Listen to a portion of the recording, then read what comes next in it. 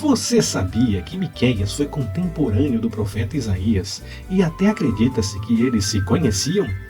Vamos conversar sobre isso nessa mensagem do estudo devocional sobre o livro de Miqueias, além de outras coisas, logo depois da vinheta.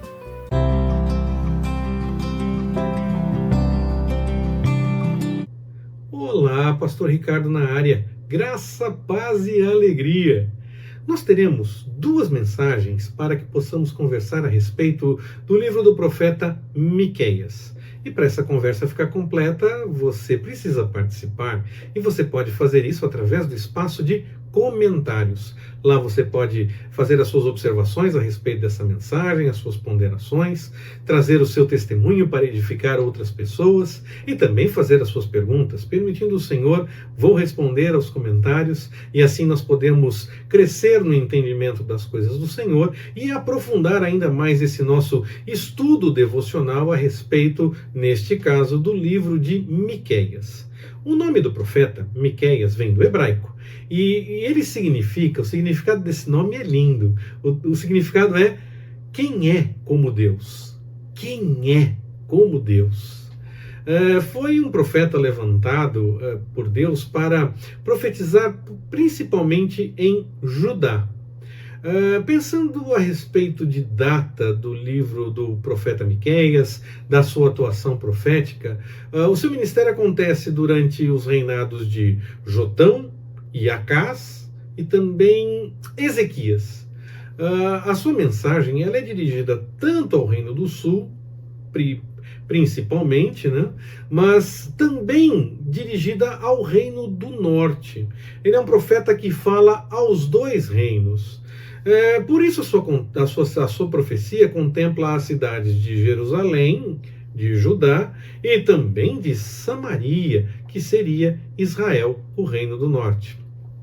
Mas a divisão entre os profetas, dentro do estudo dos profetas, o coloca no Reino do Sul, por ser essa possivelmente a sua casa, de onde ele vem. Ele seria natural de Moresete, uma cidade que seria de Judá. Por isso ele é tido e designado como morastita, no capítulo 1, versículo 1 do seu livro. Isso aponta para uma realidade de que Miqueias seria até mesmo um estrangeiro em Jerusalém. Pois acredita-se que Moresete, se realmente essa é a situação, há alguns estudos que tentam dizer outras coisas. Você pode encontrar em alguns livros de estudo outras informações a respeito de por que ele seria chamado de morastita. Mas eu acho que essa informação ela confere que seria porque ele é de Moresete. E essa cidade estaria aproximadamente a uns 30 quilômetros de Jerusalém. Apesar dos nossos dias nós termos a chance de percorrer grandes distâncias e talvez algumas pessoas circulem até mais do que isso em um único dia, naquela época era um pouco diferente. Então ele estava longe de Jerusalém. Ele era como se fosse de uma cidade bem do interior, comparando com Jerusalém e pensando nas distâncias, na forma de se transpor as distâncias naquele tempo. E independente disso, independente de ser como se fosse de uma cidade do interior mesmo, Miqueias está sim atento as corrupções das grandes cidades, tanto de Israel como de Judá, tanto de Samaria como de Jerusalém. No mínimo, ele recebeu a devida orientação do Senhor, a devida revelação do Senhor, para falar a respeito dessa corrupção que havia do ponto de vista espiritual e até mesmo social e tudo mais, e indo contra o que o Senhor orientava, e Miqueias se levanta para anunciar juízo e restauração, como normalmente os profetas fazem. Eles dizem o que está errado, mas dizem também que o Senhor tem um interesse em restaurar aquele que buscar a sua vontade. Então, ele pode ser alguém que tinha conhecimento ou, claro, para além desse conhecimento, inclusive, mesmo que conhecesse alguma coisa ou não conhecesse nada, o Senhor deu a devida revelação através do Espírito para que ele profetizasse em relação às duas cidades, Samaria e Jerusalém, e pudesse então anunciar aquilo que estava contrário à vontade do Senhor, o que o Senhor tinha para realizar, e chamar sim também ao arrependimento aquele que quisesse buscar a vontade do Senhor. Miqueias foi contemporâneo de Isaías e acredita-se até que eles tiveram contato, que eles se conheceram, que eles tiveram momentos de profetizar juntos, de estudar juntos, de trocar figurinhas realmente, de, quem sabe, tomar aquele cafezinho. Pode ser que isso tenha acontecido, porque há um texto em Isaías que é muito parecido com um texto que nós também encontramos em Miqueias. Então eles podem ter recebido revelação juntos, ou se eles não se encontraram, pelo menos tinham conhecimento do texto um do outro. Essa é uma outra possibilidade. Por fim, a última possibilidade é que eles receberam, claro, a revelação do mesmo Espírito, então puderam escrever coisas muito parecidas. Eu acredito que eles se conheciam, eu acredito que eles trocaram figurinhas e tomaram um cafezinho juntos, mas, claro, há todas as outras possibilidades. Eles podem ter lido o texto um do outro, ou o Espírito Santo revelou em lugares diferentes e eles escreveram coisas parecidas. Nós podemos comparar esses textos que são parecidos, lendo Miqueias, no capítulo 4, versículos de 1 a 3, e Isaías, capítulo 2, versículos de 2 a 4, para notar que há sim uma semelhança entre o texto dos dois, pelo menos nesses textos que eu citei. A profecia de Miqueias serviu para preparar os judeus para o exílio que se aproximava, para a Babilônia que ia chegar e causar muitos problemas para Judá. E ele falou também, além da punição, da condenação por conta do povo ter abandonado a vontade do Senhor, ele também falou a respeito da restauração do povo quando buscasse a vontade do Senhor, e que no devido tempo a restauração sim iria acontecer mediante a misericórdia do Senhor e também mediante a graça de Deus. Ainda que não se falasse a respeito de graça, nós entendemos, dentro do contexto que nós vivemos pensando no Novo Testamento, também nessa questão do encaminhamento da graça. Claro, nós temos a chance de pensar bastante a esse respeito por conta do Novo Testamento.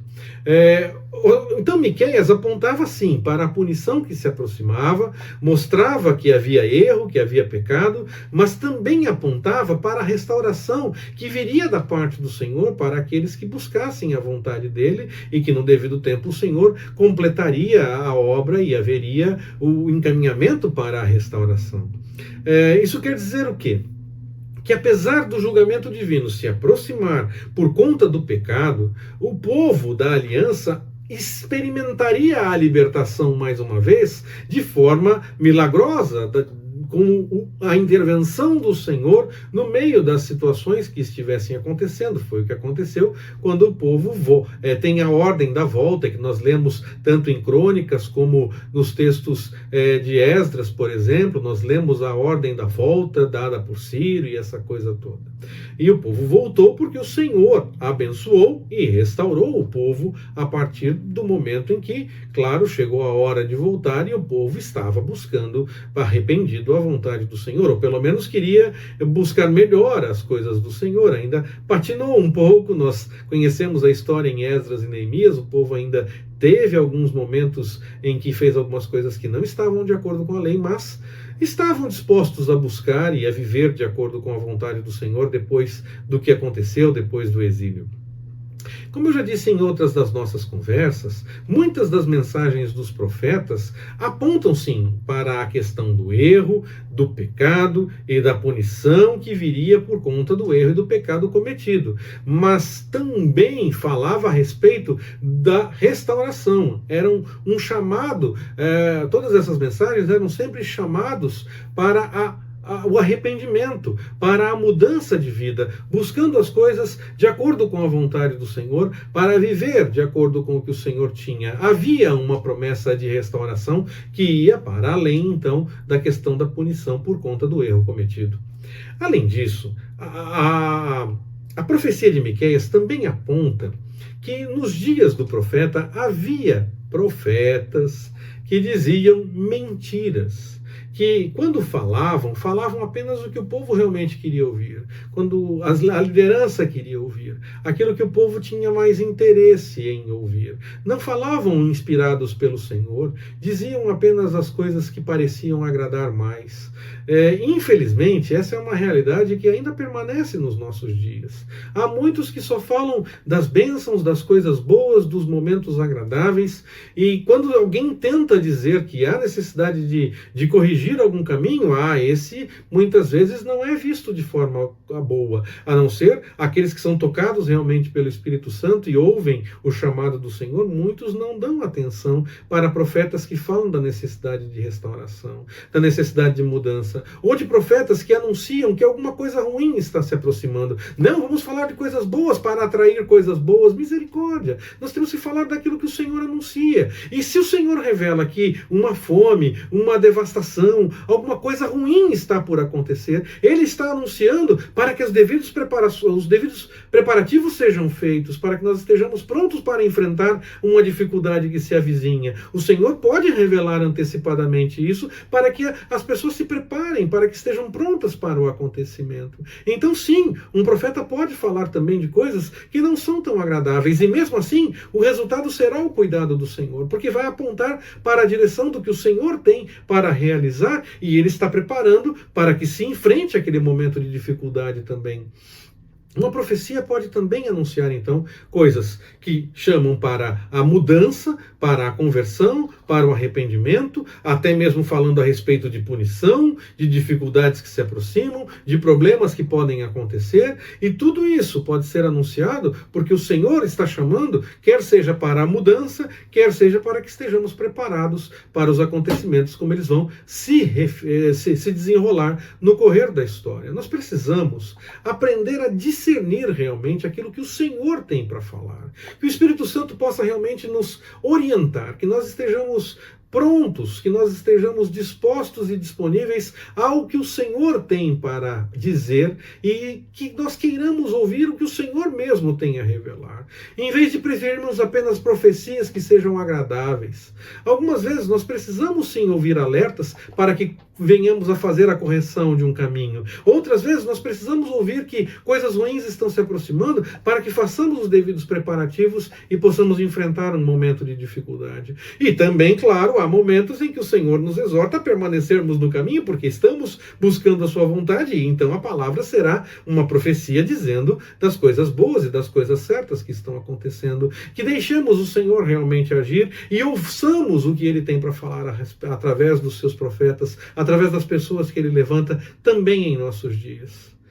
E que nós possamos, se for necessário, ir na direção da mudança. E que nós possamos, se for necessário, fazer os devidos preparativos. E mais, que nós possamos permanecer firmes se nós estivermos buscando adequadamente a vontade do Senhor. Nós retomamos ainda para uma segunda mensagem a respeito do livro do profeta Miqueias, permitindo o Senhor. Que Ele nos abençoe. Forte abraço, até mais, permitindo o Senhor.